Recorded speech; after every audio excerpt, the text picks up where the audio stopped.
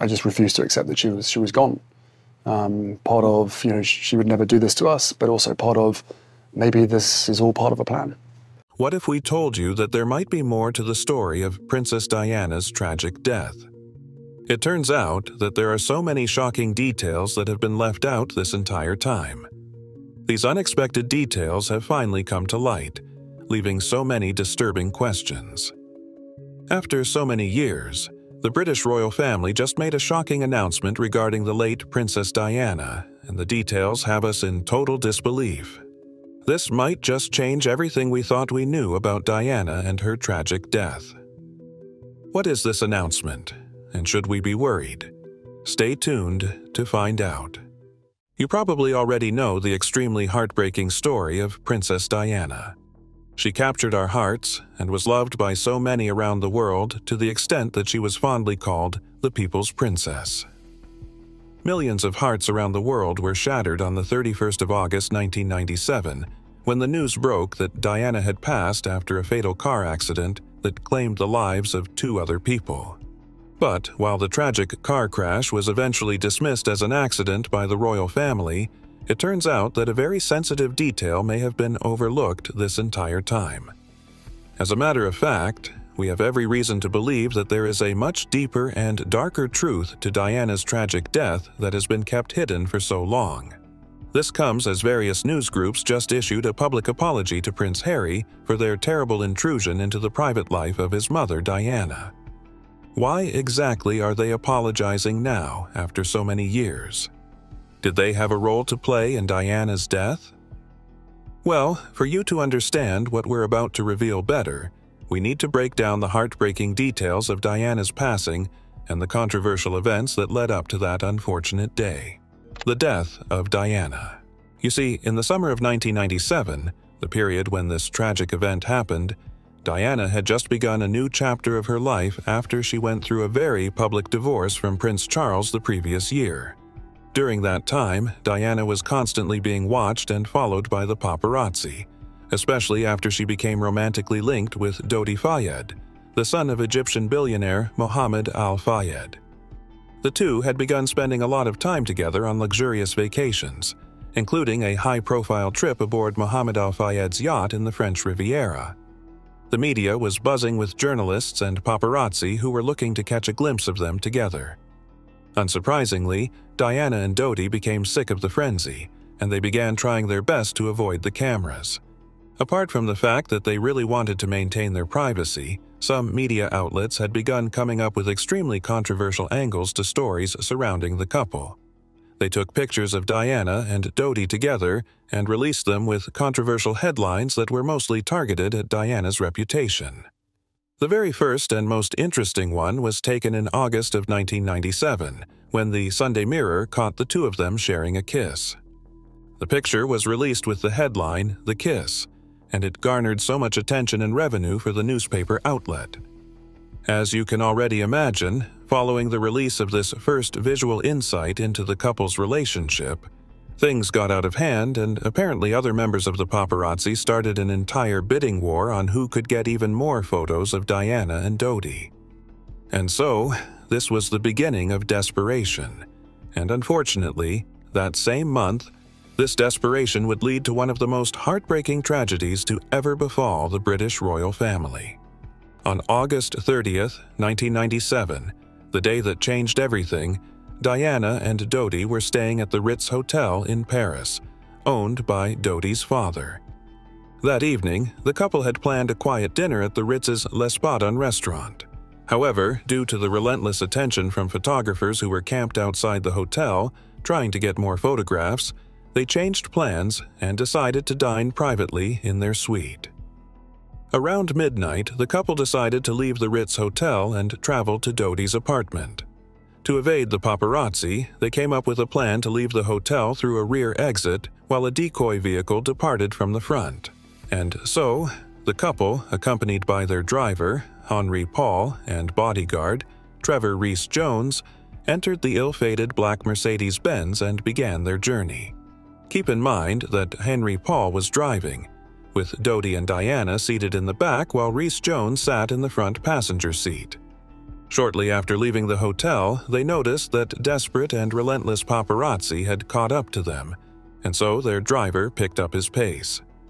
They began driving through the Ponte dell'Alma tunnel at an extremely high speed, going at around 60 to 70 miles per hour in a zone with a 30-mile-per-hour speed limit. Unfortunately, the car collided with the 13th pillar of the tunnel's central support structure, and the impact was devastating. Dodi Fade and the driver were slain instantly. However, Diana was initially alive before she experienced a cardiac arrest at the scene. Emergency responders arrived within minutes, and Diana was immediately rushed to the hospital at around 1:00 a.m. Unfortunately, despite the efforts of the medical team, she succumbed to her injuries at 4:00 a.m. on August 31st. The official cause of death was massive internal injuries, including a ruptured pulmonary vein.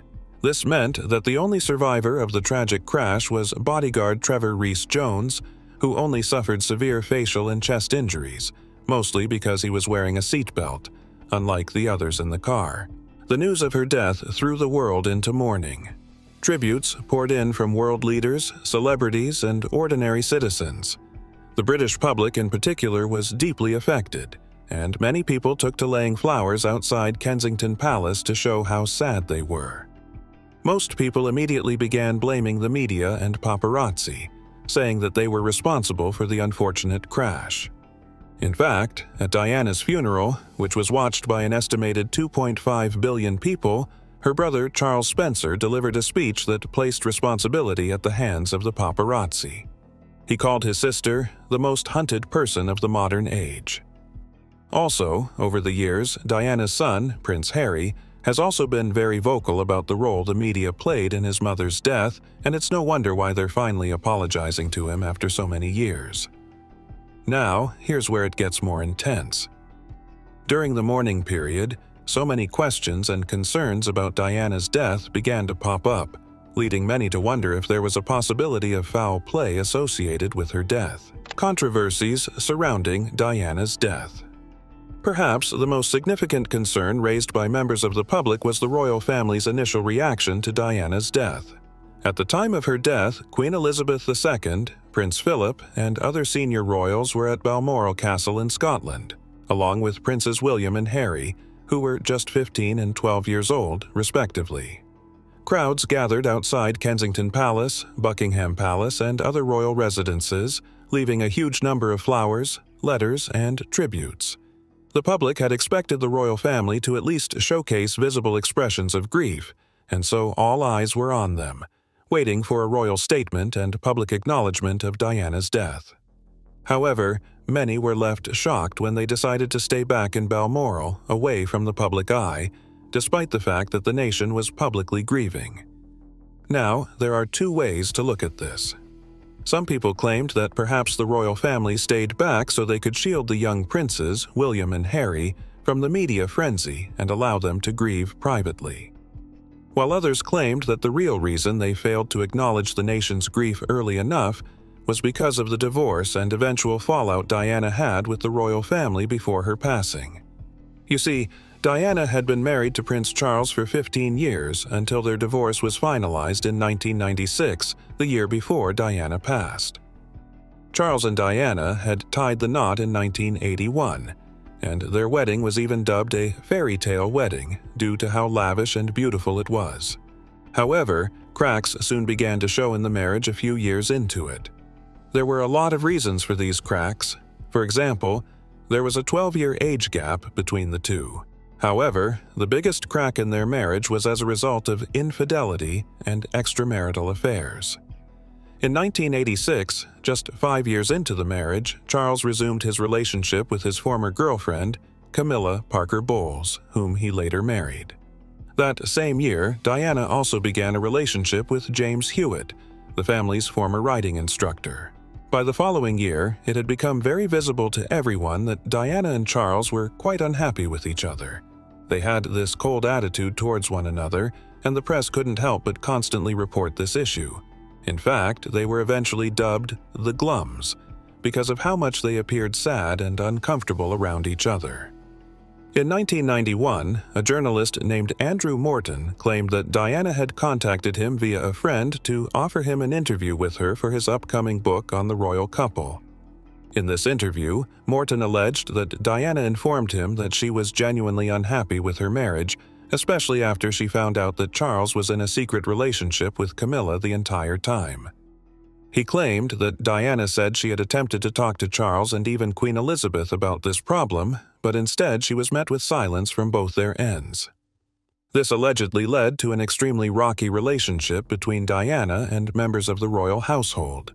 So, of course, immediately after her death, people began speculating that perhaps the fatal car crash wasn't completely accidental. To make matters worse, shortly after his death, Dodi's father, Mohammed Al-Fayed, began claiming that the crash was a result of a conspiracy. It didn't end there. He later began claiming that the crash was orchestrated by the Secret Intelligence Service on the instructions of the royal family. Heavy claims there, right? Well, these claims were eventually dismissed by a French judicial investigation team. Another factor that left many with unanswered questions was the fact that analysis of the wreckage of Diana and Dodi's Mercedes revealed it had glancing contact with a white Fiat Uno car, which left traces of paint on the Mercedes bodywork. However, although the police and investigation teams tried everything possible to locate this car, it was never found. Another shocking detail? No one had seen the Fiat in the tunnel, but some witnesses claimed that they saw an Uno exiting the tunnel. Dodi's father insisted that that white Uno was used by the Secret Intelligence Service to cause their Mercedes to swerve and crash into the side of the tunnel.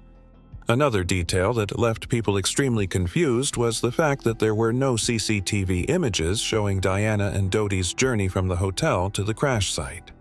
This fueled the conspiracy theories even more because apparently there were more than 14 CCTV cameras in the Pont de l'Alma underpass. However, not even one camera recorded footage of the fatal collision. How did that happen? Although it was eventually concluded that most of the cameras were not maintained by the city of Paris, it did little or nothing to calm people down. There were also extremely sensitive rumors that suggested that Diana may have been expecting a child with Dodi Fayed, and the couple were about to get engaged. Some media outlets speculated that because the British royal family allegedly weren't fans of non-Christians within the royal household, something may have been done to ensure that they wouldn't follow through with the plans. Now, while these rumors were purely speculative, it put the case in a more sensitive position. In 2004, a British inquiry, Operation Paget, was launched to examine conspiracy theories surrounding Diana's death. The inquiry concluded in 2008, reaffirming that Diana and Dodi were indeed the victims of an unlawful slaying by the driver Henry Paul and the drivers of the paparazzi vehicles.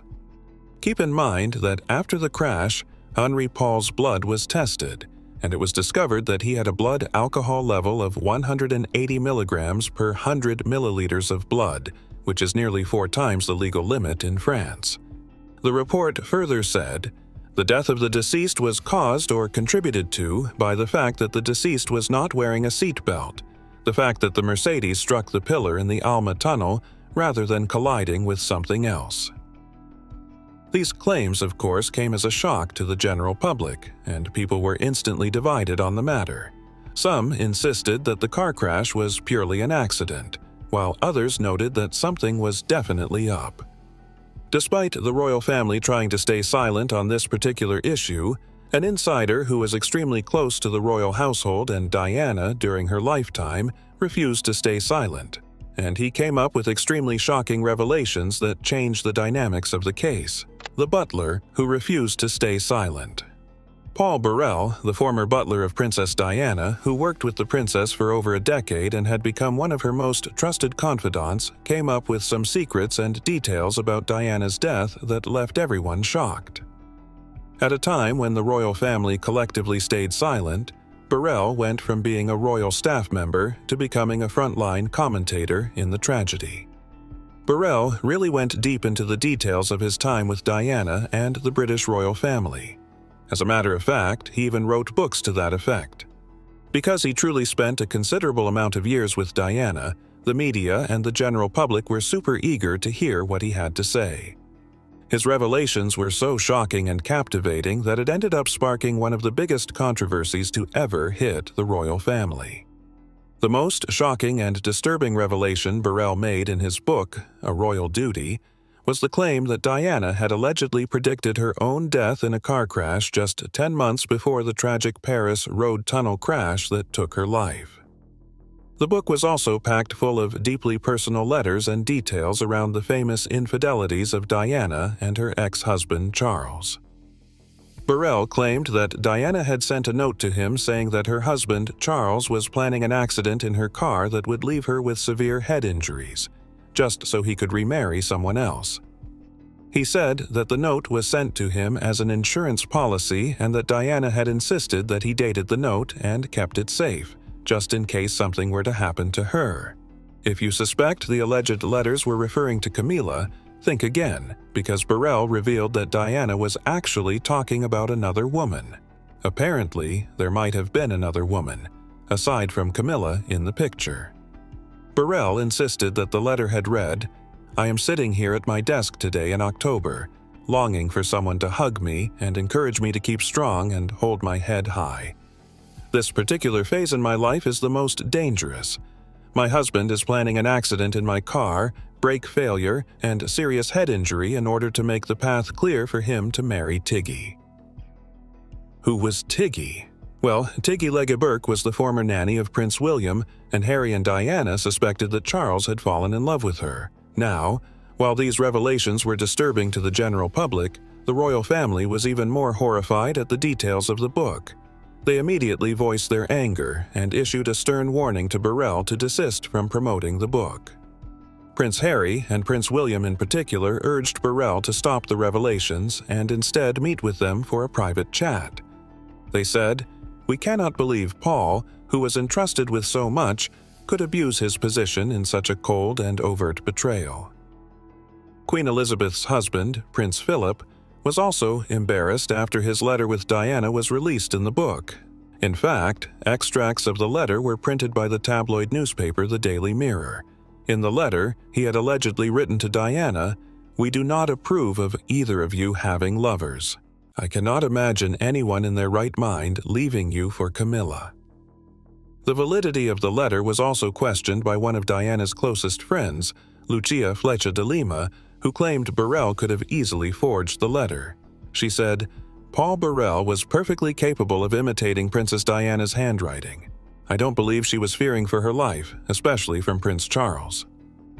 But despite the intense backlash from the royal family and members of the public who claimed he was doing everything for clout, Burrell insisted his book was an innocent attempt to set the record straight about a misunderstood woman.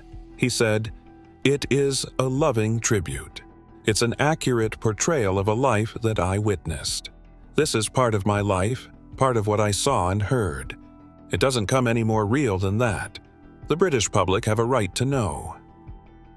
When he was asked the big question by the inquiry team on whether he thought Prince Charles could have planned the princess's death, Burrell surprisingly said it was impossible. He said, "I could not possibly see the father of her children slaying her. I can't begin to believe the princess and Dodi Fade were slain. Knowing the members of the royal family as I do and knowing them so well, I think that's impossible." Do you think the royal family had something to do with Diana's death? Tell us in the comment section below. Don't forget to click on the next video on your screen, like this video, and subscribe to our channel for more updates.